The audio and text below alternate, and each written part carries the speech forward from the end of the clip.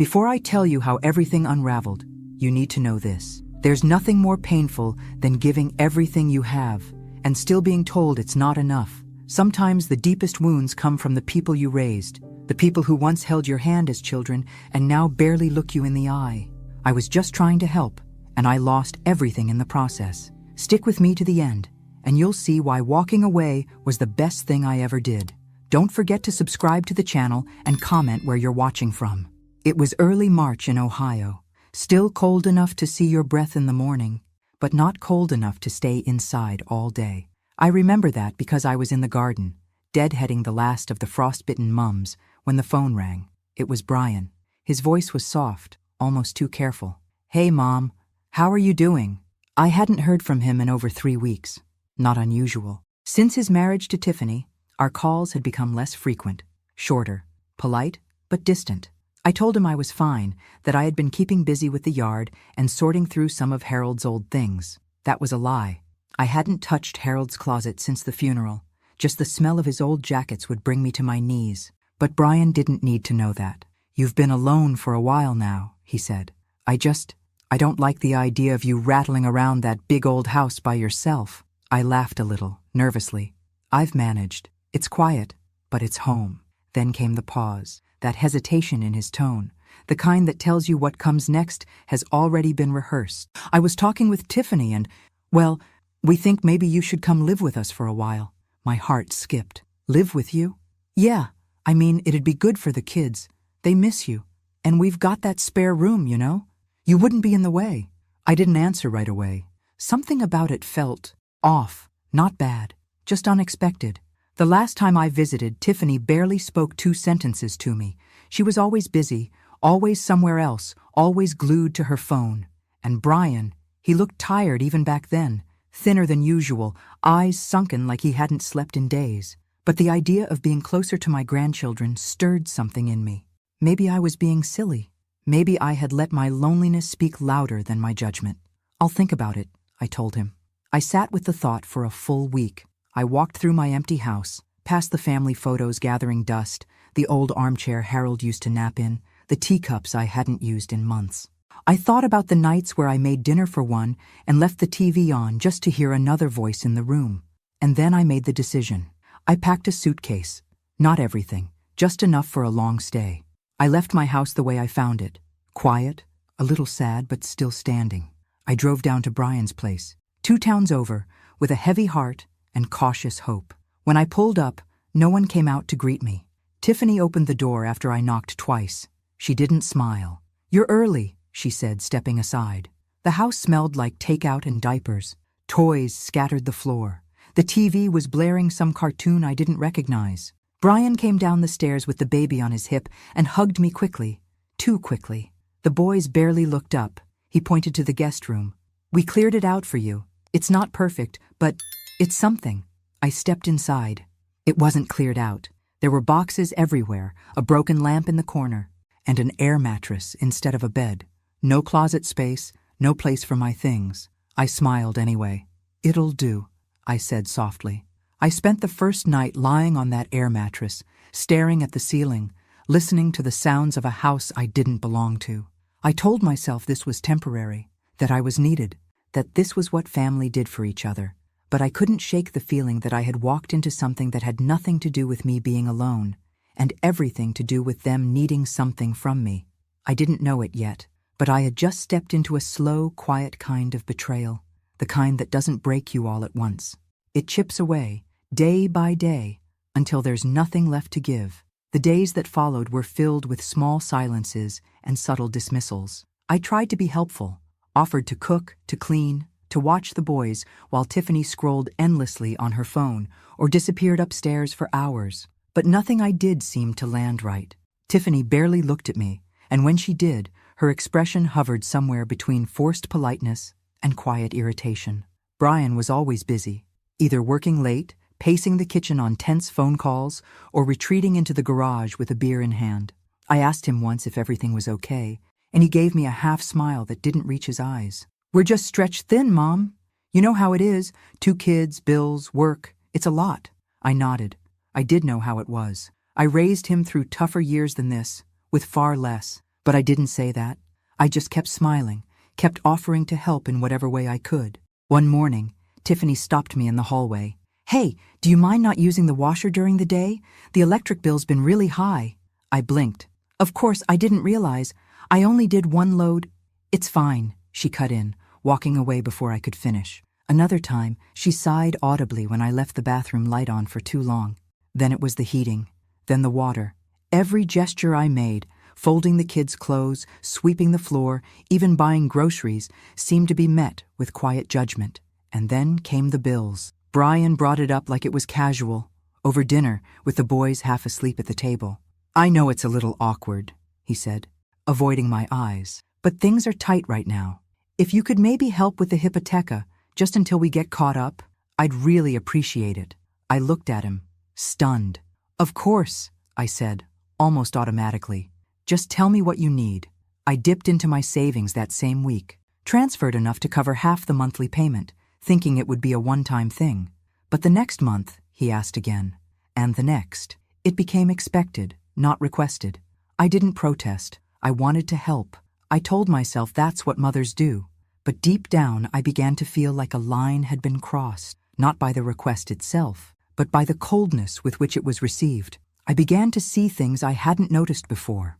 Brian's phone buzzing late into the night, his quick switch to another tab when I passed behind him at the kitchen counter. Tiffany's shopping bags from stores I knew weren't cheap, despite her constant complaints about money. And always, the tension that seemed to hang in the air like humidity, heavy, invisible, suffocating. One evening, I made a roast, the kind Brian used to love when he was little. I set the table, even folded napkins like I used to at home. I thought maybe this would be a way to connect, to soften the edges. But Tiffany didn't come down until after we had eaten. She glanced at the empty plate I had saved her, looked at me and said, "Next time, just ask. I don't really eat red meat." She didn't touch the food, just grabbed a protein bar from the pantry and went back upstairs. I sat at the table long after everyone had left, staring at the untouched roast, listening to the dishwasher hum in the background. I wasn't wanted here. I was useful, a wallet, a babysitter, a maid, and yet I stayed because I loved them, because I still thought I could make it work. But the walls were already cracking, and I hadn't yet realized how little I was truly seen. The moment that would shatter everything was just around the corner, and it would come from the mouth of the one person who had always made me feel invisible. It happened on a Thursday. The boys were cranky that day. Too much screen time, too little fresh air. Tiffany had barely emerged from the bedroom, and Brian had been glued to his laptop in the kitchen since early morning. I spent most of the day calming tantrums, cleaning spilled juice, and folding laundry that wasn't mine. By dinner, I was exhausted. I made chicken casserole, the kind that feeds a family and stretches the leftovers. I set the table like always, called everyone down, and tried to pretend like this was normal, that I belonged. Tiffany sat across from me, scrolling through her phone between bites. Brian chewed in silence, his eyes fixed on the screen of his laptop propped beside his plate. The kids bickered, poked at their food, and eventually got up before finishing. Trying to make conversation, I said gently, "You know, if we all sat together more often for meals, maybe the boys would eat better." Tiffany didn't look up. Brian cleared his throat. "We're just a little overwhelmed, Mom." That was when Tiffany raised her head. Her voice was flat but laced with something sharp beneath the surface. "You're always making little comments, Maggie, like we don't know how to run our own house." I blinked. "I didn't mean it like that. She cut me off, setting her fork down with a loud clink. "You do a lot of talking for someone who doesn't actually contribute enough to be making suggestions." The words landed like a slap. The air seemed to leave the room. Brian didn't say anything. He just looked down at his plate. I stared at them both, frozen. My hands trembled under the table. I opened my mouth to respond, but nothing came out, because in that moment, I realized something I had been denying for weeks. I wasn't part of this family. I was a burden dressed up as a helper, a placeholder until they could breathe again, someone to use, not someone to honor. I got up without finishing my meal, took my plate to the sink, rinsed it in silence. My heart thudded in my chest as I walked down the hallway into the makeshift room they had cleared for me. I sat on the edge of the air mattress and stared at the floor for a long time. That night, I didn't sleep. I thought of all the years I held Brian through storms of emotion, of the nights I went hungry to feed him, of the sacrifices I made without ever being asked. And now I was not contributing enough. After paying half their hypotheca, cooking their meals, cleaning their house, loving their children, I still wasn't enough. By morning, something inside me had shifted. The silence at breakfast was thick. Tiffany avoided my eyes. Brian acted like nothing had happened. I didn't speak. I couldn't, not without crying, and I wouldn't give them that. So I went back to the guest room, zipped up my suitcase, and began folding the few clothes I had taken from my real home, the one I should have never left. Then I saw it, outside the bedroom door, propped against the hallway wall, my suitcase, already packed, already waiting, as if they knew, as if this had been decided for me the moment Tiffany spoke those words. A part of me cracked, but another part, the deeper part, hardened. I was done. They didn't know it yet, but they were about to lose more than just their housekeeper, their unpaid nanny, their emergency fund.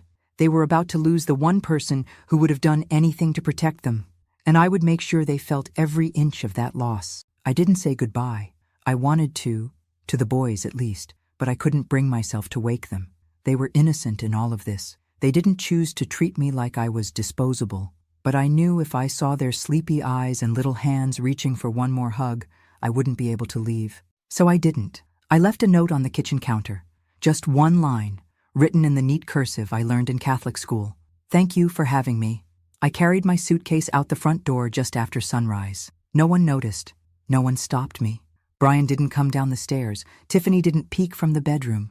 The silence of that house confirmed everything I already knew. As I drove away, the road ahead blurred through tears I tried not to shed, not because I regretted leaving, but because I regretted ever thinking I belonged. I pulled into my own driveway just past 8. The house stood like a forgotten promise, a little sagging, a little dusty, but still mine, still waiting for me. I opened the front door and was hit with the smell of old air and time, the kind of silence that echoed. I walked room to room, touching the furniture like it might disappear under my fingers. My wedding photo with Harold was still on the fireplace mantel. Our bed was still made, the last sheets he slept on still neatly folded. My slippers were exactly where I'd left them, and suddenly I felt foolish for leaving it, for thinking I could find comfort anywhere else. Before unpacking, I sat at the kitchen table and opened my banking app. I scrolled to the automatic transfers, the ones I'd set up to cover part of Brian and Tiffany's hypotheca. I stared at them, heart pounding. Then I pressed cancel. Each one. Click, click, click. And then I sat there for a long time, listening to the silence settle around me like a blanket. That afternoon I got a text from Brian. Hey, just wanted to check if you made it home okay. I didn't reply. 2 hours later, another message. I know things got weird, but maybe we could talk soon. Still, I said nothing. By nightfall, the phone rang. I let it go to voicemail. No apology, no acknowledgement of Tiffany's words, just concern that his safety net had walked out the door. I heated up a frozen meal and sat at my own table for the first time in months. I didn't eat much, but I swallowed every bite with the kind of pride I hadn't tasted in years. They thought they could dismiss me like I was an old couch too worn to be useful, but they'd made one mistake. They thought I would stay quiet. They had no idea what losing me would cost them, and I was only beginning to realize the value they'd overlooked. The next time I heard from them, it wouldn't be a casual check-in. It would be a desperate cry for help. The first week back home felt like waking up from a long, aching dream. I cleaned every room, top to bottom, not because it needed it, but because I needed it. I needed to reclaim the space, to remind myself that I existed outside of their expectations, that I had a life before I became their solution. But even with the windows open and the sun warming the hardwood floors, the silence was heavy. I missed the boys, their laughter, their tiny hands tugging at my sleeve. I missed their messy questions and unexpected hugs. I didn't miss Tiffany's glares or Brian's passivity, but the kids, that hurt. A few days later, I bought them a gift. I know what you're thinking. They didn't deserve it. Maybe not, but the boys did. They had no idea what their parents had done, no idea what had been said behind closed doors or what it felt like to be discarded by your own son. So I ordered 2 new iPads, preloaded them with educational games and drawing apps, and added a soft leather case to each, navy blue for Jake, forest green for Liam. I wrapped them carefully, wrote a handwritten note, and paid extra for overnight delivery. The note said, "Even when I'm far away, I'm always right here. Love." Grandma! No response came from Brian. No text, no thank you. Nothing from Tiffany, of course, but I knew they received the packages. I had tracking confirmation. A week later, I saw the boys on Tiffany's Instagram story. They were playing on the iPads, grinning ear to ear. Tiffany hadn't tagged me, hadn't mentioned me, but I saw the smiles. That was enough for now. Then came the silence again. I busied myself with puzzles and books and long walks around the block. I didn't cry, not out loud, but every time I passed the hallway where Harold's coat still hung, I felt my throat tighten. And then one night, out of nowhere, I woke up with a strange pit in my stomach. Something told me to check my finances. I hadn't thought much about it since canceling the transfers, but I logged into my bank anyway and found nothing out of the ordinary. What did catch my eye, though, was an email alert from 2 months prior. One I hadn't opened in the chaos of moving. It was from my bank. A notification of a large withdrawal Brian had made, money that hadn't gone to the hypotheca. My heart raced. I dug deeper, pulled old statements. I wasn't sure what I was looking for, but I knew something was wrong. The numbers didn't add up. There were repeated charges for a company I didn't recognize, something with a vague name. I Googled it. It was a gambling site. I stared at the screen, stunned. Over a dozen charges, spread out over weeks, hundreds of dollars each time, sometimes days apart, all while I was under their roof, all while he was telling me how tight things were, while he let his wife belittle me, while I paid his bills. It hit me like a punch to the gut. He didn't just use me, he lied to me, not just by omission, but with full knowledge that he was funneling my money into a hole he couldn't crawl out of. And worse, he didn't even ask for help. He hid it, buried it under fake politeness and long silences. That night, I sat in the living room, lights off, the blue glow of the computer screen casting shadows on the walls. I thought of every time I believed I was helping him, supporting him, saving him, and realized he was letting me drown myself to keep his head above water. I didn't cry, I didn't scream, I just sat there. And for the first time in my life, I felt something I had never felt toward my own child. Resentment, not the sharp kind, but the slow, acidic kind that eats at your ribs. The kind that comes from knowing your love was weaponized. And I knew in that moment, nothing would ever be the same between us again. The next morning, I woke up changed. I didn't feel like myself, not the version of me that used to excuse, to soften, to look the other way. I felt sharper, colder, like something inside had finally snapped back into alignment after years of being dislocated. I didn't text Brian. I didn't confront him. What was the point? He'd just deny it, minimize it, blame stress or Tiffany or life. I knew how that dance went. I'd watched Harold do it with his own secrets more times than I care to count. But this wasn't about Harold. This was about me. I opened a new savings account that day. One Brian couldn't touch, transferred everything I had left, closed the old one, canceled the card I'd once handed to him just in case, deleted every automatic payment that had his name attached to it. Then I changed the locks on my front door. It was dramatic. I knew that, but it felt right, like a ritual, sealing the space between the woman I used to be and the woman I was becoming.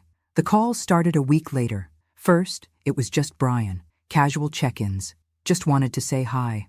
Miss the boys? But I heard the edge in his voice, the tension. He wasn't just calling to chat. Then the questions came. Hey, did the bank call you? Something weird happened with my account.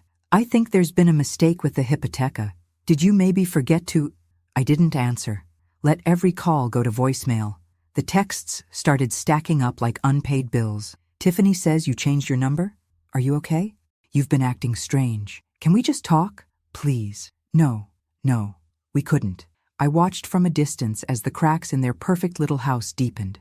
Tiffany started posting fewer photos. When she did, her smile looked tired, forced. The kids' clothes looked older, the backgrounds more cluttered. The tone changed. I could tell.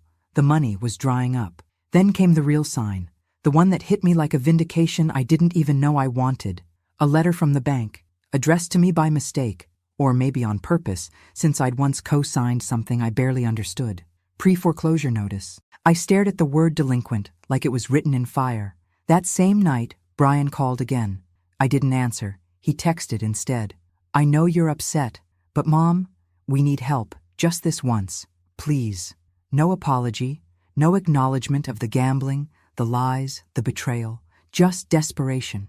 And I'll admit it, a part of me ached to fix it, to make everything right, to be the mother who swoops in, who saves the day, who earns back her worth through sacrifice. But that part of me was dying, starved by years of one-sided giving. Instead, I sat down and wrote a letter, not to Brian, not to Tiffany, to myself. I listed everything I'd given, every bill I'd paid, every favor, every ride, every meal, every sacrifice. Then, beneath it, I wrote, and still, it wasn't enough. That sentence stared back at me like a verdict. It was the truth, and finally, I was done trying to rewrite it. They were about to learn what life looked like without me, and I was about to learn what life looked like when I chose me first. I disappeared. Not physically. I was still in my home, still walking the same streets, still buying my groceries at the same corner store. But emotionally, digitally, spiritually, I vanished. I shut down Facebook, blocked Brian's number, changed my email, turned off notifications for everything. I needed silence, not the heavy, painful kind I'd lived with since Harold died, but a new kind, clean silence, the kind that makes space for something better. I started small, a walk every morning, just 20 minutes through my neighborhood, past the same mailboxes and barking dogs and hedges I'd seen 1,000 times before. But now, with different eyes, the air felt colder, crisper, like it had more truth in it, like it could cut through denial. Then I signed up for therapy. Not because I was broken, though maybe I was, but because I needed someone to talk to who wouldn't try to manipulate me, guilt me, or demand anything from me. I cried through the first 3 sessions. I hadn't cried in front of another human being in years. I told her everything.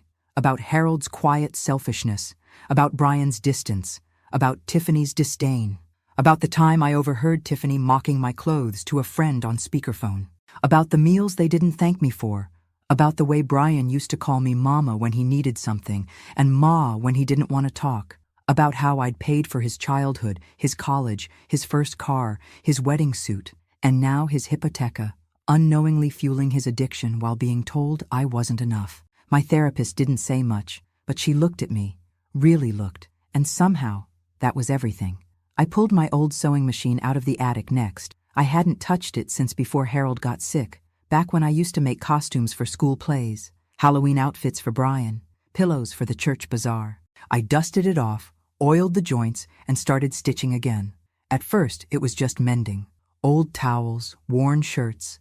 But soon, I was making tote bags, aprons, custom baby blankets. I set up an online store. Nothing big, nothing flashy, just mine. And people bought them. Strangers sent me thank you messages, asked for more, paid full price, told me my stitching reminded them of their own grandmothers. For the first time in years, I was valued, not as a mother, not as a helper, not as a wallet, but as me. One afternoon, I opened a new journal. The pages were crisp, untouched. I wrote across the first line in thick, black ink. I am not a burden. I am not invisible. I am not disposable. And beneath that, I am a woman who deserves peace. It became my mantra. I didn't tell anyone what I was doing. I didn't need to, because slowly, I was becoming someone I hadn't been in a very long time. Not just someone who survived, but someone who thrived. And meanwhile, the world I'd left behind was starting to crack. I didn't hear from Brian for over 3 weeks. Not a word, no texts, no calls, no last-ditch apologies. The silence was strange at first, eerie even, but not painful, just quiet, like the ringing in your ears after a fire alarm stops. You don't notice how loud it was until it's gone. But then, slowly, signs of their unraveling began to surface, subtle, like smoke seeping under a closed door. Tiffany's Instagram changed. She used to post curated photos of the boys in matching outfits, latte art, new home decor, all bright filters and toothy smiles. Suddenly there were fewer pictures, the captions got shorter, the smiles disappeared, and then, nothing. I checked once a week just to see. Call it curiosity, call it concern. I told myself it wasn't spite. I just needed to know how far the echo of my absence had carried. One afternoon, While scrolling through the local neighborhood app, I saw a listing. Gently used sectional sofa. Must pick up. Urgent. It was their couch. I recognized the throw pillows. A week later, brand name handbags for sale. DM for details. Then came the car. Tiffany's SUV, the one she refused to let anyone else drive, was gone from the driveway in the background of a photo someone else had posted. In its place, a dented old sedan. Their image was fading, the polish stripped away. The next time I went into town, I saw Brian at the grocery store, alone. He didn't see me, or maybe he pretended not to. He was wearing the same hoodie I'd sewn a patch onto 3 winters ago. His cart had generic cereal, frozen pizza, baby wipes, no steaks, no wine, no organic anything. He looked tired, pale, hollow. I watched him from behind a display of canned soup, and for one fragile second, something in me wanted to walk up to him, say hello, ask how the boys were, offer to help. But then I remembered Tiffany's voice, crisp and cutting. You don't contribute enough to be making suggestions. So I let him pass. That night, I cooked myself a real meal, not frozen, not microwaved. I lit a candle, poured a glass of wine, set the table with the good plates, just for me.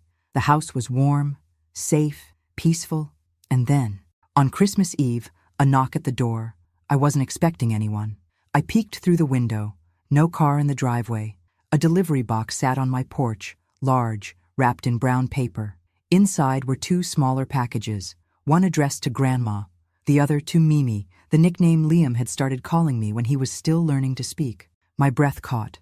Inside, the same iPads I had sent them weeks ago, carefully wrapped again. But now they had been decorated. Stickers, glitter. One of them had a note written in big childish handwriting. We miss you. Merry Christmas. Come back soon. I sat on the floor and wept, not for Brian, not for Tiffany, for the children, for what they were caught in, for what they didn't understand. I wanted to run to them, hold them, tell them none of this was their fault. But instead, I walked to the hallway closet, pulled out 2 new jackets I had bought on clearance and never mailed, and began to pack another box. I filled it with love disguised as essentials, gloves, books, warm socks, small toys, and another note. A grandma's love doesn't need permission. It's always yours. I dropped it at the post office the next morning. No return address, no expectation, just love with boundaries. Because they had to learn. I wouldn't disappear, but I also wouldn't be their foundation anymore. They would have to rebuild it themselves. Christmas came and went in a way I hadn't experienced in years. Quiet, still, mine. I decorated the tree alone, hung Harold's favorite ornament near the top, and lit a single candle by his photo on the mantel. I didn't cook a feast, just baked my mother's cinnamon bread, the one she used to make on snowy mornings, and let the scent fill the house. There was no shouting, no chaos, no scrambling to impress guests who didn't care. There was only peace, but even peace has its shadows.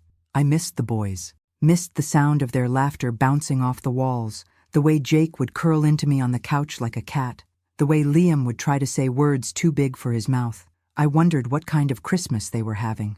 The answer came a few days later, wrapped in Instagram silence and one text from Brian. Hope you had a good holiday, Mom. No, we missed you. No, the boys asked about you. Just that one cold sentence. But I already knew what kind of holiday they'd had. You could see it in the absences. No Christmas photos, no matching pajamas, no decorated tree. And then I saw it, a local classifieds post on the day after Christmas. Urgent, looking for part-time babysitting. Flexible hours, must be reliable. Background check required. The poster was Tiffany. My heart squeezed and swelled at the same time.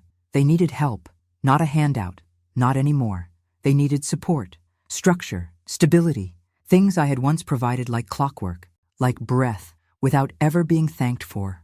I could have called, I could have reached out, but I didn't. Instead, I did something else. I sent another package to the boys, this one carefully thought out. Inside, warm winter coats, handmade scarves, new books, and small wooden toys, but also something extra. 2 framed photos, one of me with Jake, another with Liam, taken the last time we had made cookies together.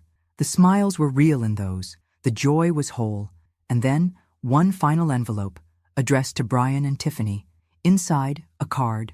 On the front, a watercolor painting of a tree losing its leaves. On the inside, handwritten in pen, Love isn't alone, respect isn't optional, and help isn't forever.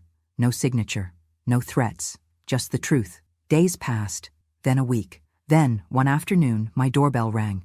I opened it to find a box on my porch. No return label. Inside, wrapped in brown paper and Scotch tape, the 2 photo frames. Returned. But the coats and books were gone. And on the back of the card I had sent, a new line had been added in Brian's handwriting. "We understand. We'll figure it out." I stood there for a long time, holding the card, heart thudding. He was starting to get it. Not fully. Not yet. But the cracks were turning into reflection. The next step would be painful. For him, for her, for the boys. But I wouldn't interfere. Sometimes love means stepping back far enough for them to fall, so they finally learn how to stand. The call came on a Tuesday evening. I was folding laundry, the humdrum kind of chore that fills silence without drawing attention to itself. My phone buzzed across the counter. I almost didn't answer, but something in me said to. Brian's voice was hoarse, like he hadn't slept. "Mom," he said, "please, I need to see you." There was no bitterness in his tone, no guilt-tripping, just something I hadn't heard in years. Honesty. I didn't say yes. I didn't say no. I just told him I'd be home the next day if he wanted to stop by. At p.m., I heard the sound of tires on my gravel drive. I peeked out the window and saw his car. Not the old SUV, but a compact sedan that looked borrowed or bought cheap. He walked up the steps slowly, like his body was heavier than it used to be. When I opened the door, I barely recognized him. He'd lost weight. His eyes were sunken, his cheeks pale. The confident slouch he always wore, the one he picked up sometime after marrying Tiffany, was gone. In its place was something raw, stripped. "Can I come in?" he asked. I hesitated, just for a second, then stepped aside. He sat on the edge of the couch like it might reject him, held his hands in his lap, wringing them. "I messed up," he said. "You don't need to say it. I already know." I stayed silent. He looked around my house like he was seeing it for the first time. The worn armchair, the stack of books on the coffee table, the candle still burning on the mantel. "I didn't realize how peaceful it was here," he said quietly. Still, I didn't speak. And then he broke. "I'm in trouble, Mom," he whispered. I think I'm addicted to online betting. I tried to stop. I swear I did. But every time I felt overwhelmed, I'd pick up the phone. And Tiffany, she doesn't understand. She just wants the money back. That's all she ever talks about." He paused, choked on his words. "I ruined everything. The house is behind on payments. The kids ask why there's no heat some nights. Tiffany's talking about moving back to her mother's. I don't know what to do." And then came the question I'd been dreading, the one I knew was coming. "Can you help us? Just this once. We just need a little push. I swear I'll pay you back." I looked at him, really looked. This was my child, my baby, the boy I once rocked through fever and fear, now drowning in choices I couldn't make for him. And yet, I stood slowly, walked to the front door, opened it, and said, softly, but firmly, "Not today." He froze, blinking. "I'm not saying never," I said, "but not today. Not until you understand what it cost me to sit in this room alone while you let someone else humiliate me in yours." He tried to speak, but I raised a hand. Raised. "I loved you through every stage of your life. I sacrificed without asking. I gave until I disappeared, and you watched it happen. You let it happen. So now, you'll have to live in the silence you created." A tear slipped down his cheek. "I'm sorry," he whispered, and for the first time in a long time, I believed him, but it wasn't enough. He left 10 minutes later, didn't slam the door, didn't stomp, just walked to the car like a man learning how to carry the weight of his own mistakes. That night, I cried, but not for him. I cried for the mother I used to be, the one who thought love meant endless forgiveness. That woman was gone, and in her place stood someone new, someone ready to set the terms. 3 weeks passed, no calls, no texts, just silence. But this time, it didn't feel like punishment. It felt like space, a quiet between storms, a space for him to sit with himself, and for me to decide what I needed. Then one morning, just as I was about to head to the post office, there was a knock. I opened the door, and there he was, Brian, hair longer, beard unkempt. But his eyes, they were different, not desperate, not manipulative, just tired, honest. "Can I come in?" he asked. I nodded. He sat on the couch again, but not like a stranger. This time, like a man asking for the floor beneath him. I started going to meetings, he said. Gamblers Anonymous, every Tuesday and Saturday. I said nothing, just listened. I sold the SUV, canceled the credit cards, got a job doing deliveries at night. It's not much, but it's something. I'm trying, Mom. I really am. I waited. I knew there was more. I'm scared, he said. We're behind 2 months on the hypotheca. Tiffany, she's angry all the time. The boys hear everything. I don't want to lose them. He looked up at me raw. I need help, but this time I'm not just asking for money. I need structure. I need you to teach me how to be responsible, how to stop depending on everyone else. I swallowed hard. This was the moment, the crossroads. I stood, went into the kitchen, and returned with a folder. Inside, a payment agreement, a budget plan, a printed list of rehab clinics, and a separation checklist. He opened it slowly. His eyes widened. What's this? My terms, I said. I'll pay the past due amount on the hypotheca, just enough to keep the house from being taken. One time. That's it. From here on, you're in control of your money. I'll help guide you if you show up. But if you miss one therapy session, one group meeting, if I catch one charge on your account from a betting site, I won't, he cut in. I didn't flinch. If you want this help, I said, you also separate your finances from Tiffany. Completely. No joint accounts, no shared cards. You handle your side. She handles hers. He hesitated. That's not going to go over well, he muttered. That's your call, I said. But if you stay tangled in her chaos, I'm out. His eyes darted back to the folder, the agreement, the checklist. His hands trembled. And then he nodded. Okay. And just like that, I saw something shift. Not forgiveness, not resolution, but accountability. We shook hands. He signed the papers. We set weekly check-ins. My rules, my timing. And then he stood to leave. At the door, he turned to me. I never realized how much I leaned on you until you stepped away. I smiled faintly. That's the thing about leaning, I said. It works until the person holding you up finally steps aside. He left in silence. I locked the door behind him, and for the first time in years, I felt like I'd won something, not by saving someone else, but by saving myself. One chapter left, and they still had one final lesson to learn. The weeks that followed were quieter than I expected. Not peaceful, not yet, but quieter. The air was still thick with tension, but there was a sense of anticipation, the kind you feel right before a storm breaks. You can sense the pressure, the weight of something big about to change. Brian kept his word mostly. He showed up for meetings. He stuck to his budget plan. Slowly, painstakingly, he started to untangle himself from the mess he'd made. But it wasn't perfect. Nothing ever is. I could see the strain in his eyes, the way his hands still trembled when he checked his bank account. He wanted to trust again, but trust was a currency he'd spent, and it wasn't coming back easily. Tiffany, on the other hand, was not the same woman.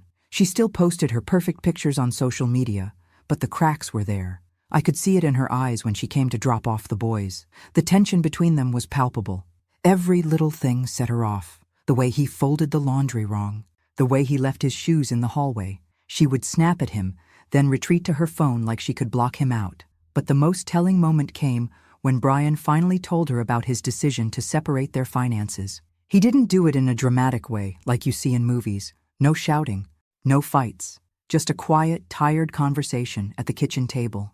I can't do this anymore, Tiff, he said, voice thick with something I couldn't quite place. I can't keep depending on you to solve everything. I have to do it myself. For me. For the kids. She didn't say anything for a long time. Then, finally, she spoke in a tone I'd never heard her use before. It wasn't harsh or cruel. It was small. You're right, she said softly. I've been waiting for you to fix it all. I thought we could just keep going, but I don't know if I can do it anymore either.